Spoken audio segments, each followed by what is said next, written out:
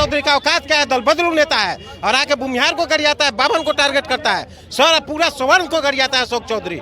उसको समझ में नहीं है कि किसके यहाँ जाके बात करते हैं। तो मंत्री देखे क्या ये ले लिया है ठेका कि पूरा भूमिहार को गरियाएगा। ललन सिंह पूरा भूमिहार के ठेकेदार बन गए हैं। ललन सिंह इनको बोलना चाहिए, अगर भूमिहार ललन सिंह है तो उनको बोलना चाहिए कि भूमिहार पर ऐसा बंद विवादित बयान नहीं देना चाहिए। क्या कहता है कि भूमिहार पिछड़ा को वोट नहीं देता है, तो इसका बाप जो बरबीघा से विधायक रहता था तो भूमिहार के वोट पर रहता था, बरबीघा इसका बाप के वोट था। सुदर्शन को गरियाता है। विधायक जो सुदर्शन जी है बरबीघा का, उनको संजीव कुमार को फंसाने का काम किया है। वो भूमिहार पे टारगेट कर रहा है और ललन सिंह से भी जुड़ाया था। ललन सिंह क्योंकि बड़े नेता थे, उनका औकात पता लग गया, अशोक चौधरी को पीछे हट गया। इसके मंत्री अशोक चौधरी के जहानाबाद में दिए गए बयान के बाद अब भूमिहारों में उबाल देखने को मिल रहा है। ये तस्वीरें आपको हम कारगिल चौक की दिखा रहे हैं, जहां स्वर्ण सेना के द्वारा अशोक चौधरी का पुतला दहन किया गया है। लोगों से बात, अशोक चौधरी का पुतला दहन कर रहे हैं, क्या कहिए? उसने भूमिहारों का अपमान करने का काम किया, इसीलिए पुतला दहन उसका किया जा रहा है। सरकार उसको जल्द से जल्द बर्खास्त करे, नहीं तो अभी लंबा आंदोलन भी हो सकता है। फिर बर्खास्तगी की मांग क्यों है? क्यों है कि भूमिहार को अपमान किया है। जगदीश बाबू को बोलता है शंकराचार्य, शंकराचार्य तो है ही है, शंकराचार्य भूमिहार है ही है और रहेगा। न करेंगे तो नीतीश कुमार जाएंगे 25 में जाएंगे, आराम से जाएंगे। जैसे भाजपा को औकात पता लगा दिया था स्वर्ण सेना, ऐसे जदयू को भी पता लगा देगा। पिछला चुनाव में राजस्थान और मध्य प्रदेश और छत्तीसगढ़ तीनों को हराया था स्वर्ण सेना जाके। बिहार में भी जदयू अगर नहीं संभलेगा तो उसको भी हराने का काम करेगा। स्वर्ण सेना से जो टकराएगा वो चूर चूर हो जाएगा। अशोक चौधरी का औकात क्या है? दल बदलू नेता है और आके भूमिहार को गरियाता है, बावन को टारगेट करता है, सर पूरा स्वर्ण को गरियाता है अशोक चौधरी। उसको समझ में नहीं है कि किसके यहाँ जाके बात करते हैं। नीतीश कुमार अगर इस पे नहीं संज्ञान लेते हैं तो अभी 25 का चुनाव नहीं, अभी जो उपचुनाव होने वाला है उसमें एनडीओ को दिखाया जाएगा, एनडीओ को हराया जाएगा। स्वर्ण सेना अपने लय पे आ गया तो किसी का औकात नहीं है रोकने का। नीतीश कुमार तो ललन सिंह को केंद्र में एक मंत्री पद मिला कैबिनेट का। ललन सिंह को मंत्री देखे क्या ये ले लिया है ठेका कि पूरा भूमिहार को गरियाएगा। ललन सिंह पूरा भूमिहार के ठेकेदार बन गए हैं। ललन सिंह इनको बोलना चाहिए, अगर भूमिहार ललन सिंह है तो उनको बोलना चाहिए कि भूमिहार पर ऐसा बंद विवादित बयान नहीं देना चाहिए। ललन सिंह अगर आपके माध्यम से ललन सिंह सुनेंगे तो उनको अशोक चौधरी पर संज्ञान लेना चाहिए और ललन सिंह को भी गरियाता है। अशोक चौधरी सुदर्शन को गरियाता है। विधायक जो सुदर्शन जी है बरबीघा का, उनको संजीव कुमार को फंसाने का काम किया है। वो भूमिहार पे टारगेट कर रहा है और ललन सिंह से भी जुड़ाया था। ललन सिंह क्योंकि बड़े नेता थे, उनका औकात पता लग गया, अशोक चौधरी को पीछे हट गया और जहानाबाद में जाकर पूरा भूमिहार समाज को अपमान किया है। पूरे भारत में जितने भी भूमिहार समाज है उसको अपमान किया है और पूरा स्वर्ण सेना को अपमान किया है। सवर्णों को गरियाता है, भूमिहार ही नहीं, जितना सवर्ण है सारे को गरियाता है अशोक चौधरी। ये बर्दाश्त से फाजिल है। और भी कुछ लोग हैं, उन लोगों से बातचीत करते हैं कि आखिर स्वर्ण सेना आप लोग अशोक चौधरी का पुतला दहन कर रहे हैं, क्या मांग है?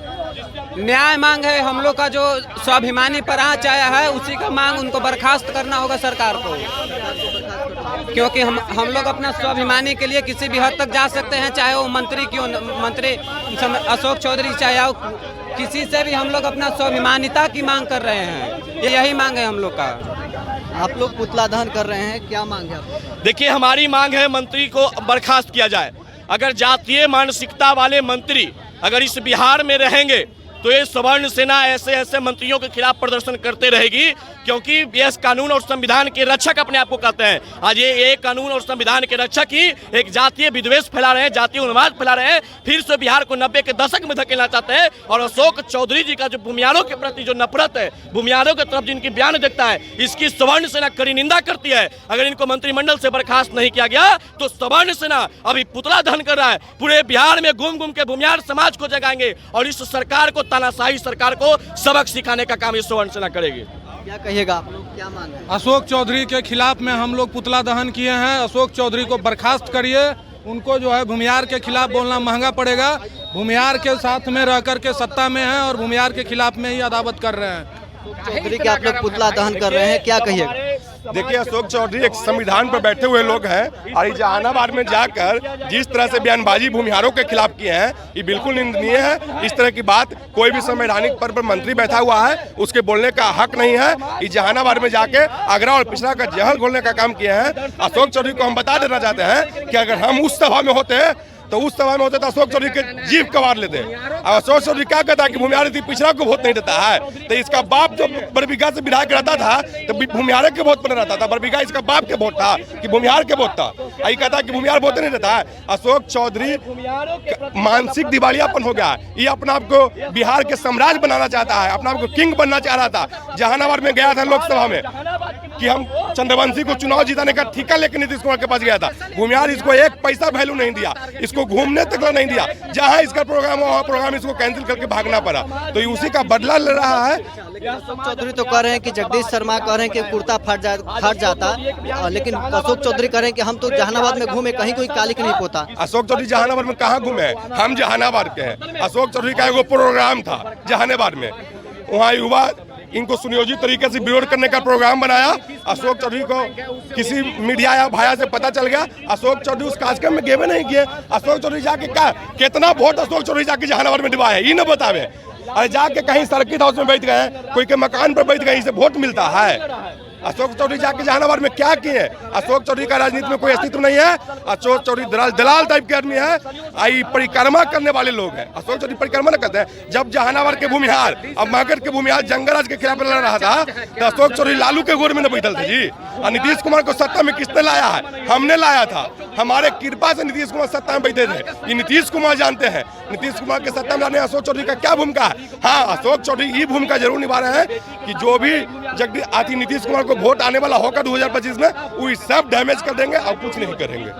चलिए, तो आप कारगिल चौक की तस्वीर देखते हैं जहां बिहार के मंत्री अशोक चौधरी के बयान के बाद जो भूमिहार समाज में उबाल देखने को मिल रहा है। भूमिहार समाज के जो लोग थे स्वर्ण सेना के बैनर तले अशोक चौधरी का कारगिल चौक पर पुतला दहन किए हैं। बहरहाल स्कोर में इतना ही। बने रहे न्यूज़ नेशन के साथ।